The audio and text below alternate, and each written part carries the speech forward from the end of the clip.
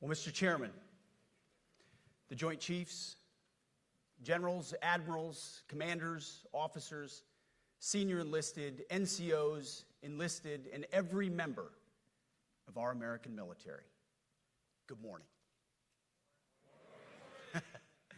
Good morning and welcome to the War Department, because the era of the Department of Defense is over.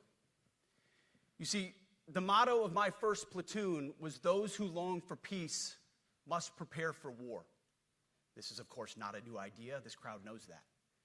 The origin dates to the 4th century Rome and has been repeated ever since, including by our first commander-in-chief, George Washington, the first leader of the War Department. It captures a simple yet profound truth. To ensure peace, we must prepare for war. From this moment forward, the only mission of the newly restored Department of War is this: warfighting, preparing for war and preparing to win, unrelenting and uncompromising in that pursuit. Not because we want war, no one here wants war, but it's because we love peace. We love peace for our fellow citizens. They deserve peace, and they rightfully expect us to deliver it. Our number one job, of course, is to be strong so that we can prevent war in the first place. The president talks about it all the time. It's called peace through strength. And as history teaches us, the only people who actually deserve peace are those who are willing to wage war to defend it. That's why pacifism is so naive and dangerous. It ignores human nature and it ignores human history. Either you protect your people and your sovereignty, or you will be subservient to something or someone. It's a truth as old as time.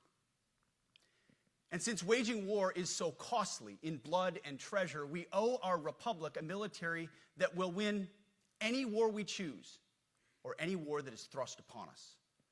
Should our enemies choose foolishly to challenge us, they will be crushed by the violence, precision, and ferocity of the War Department.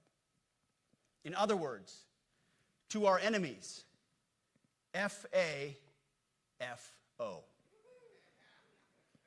If necessary, our troops can translate that for you.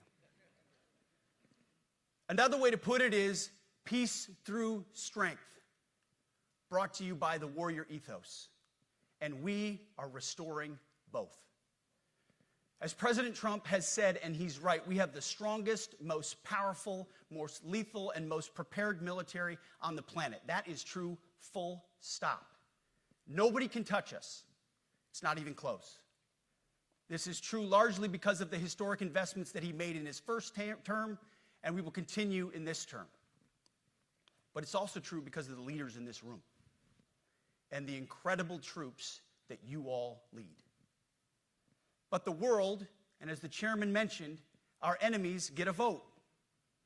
You feel it, I feel it. This is a moment of urgency, mounting urgency. Enemies gather, threats grow. There is no time for games.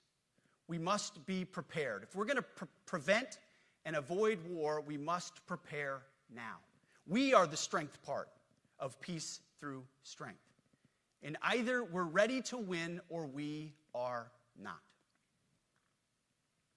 You see, this urgent moment, of course, requires more troops, more munitions, more drones, more Patriots, more submarines, more B-21 bombers. It requires more innovation, more AI in everything and ahead of the curve. More cyber effects, more counter-UAS, more space, more speed. America is the strongest, but we need to get stronger and quickly. The time is now, and the cause is urgent.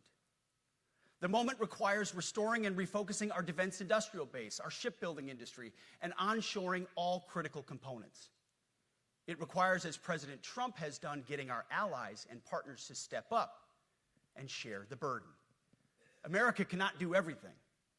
The free world requires allies with real hard power, real military leadership, and real military capabilities.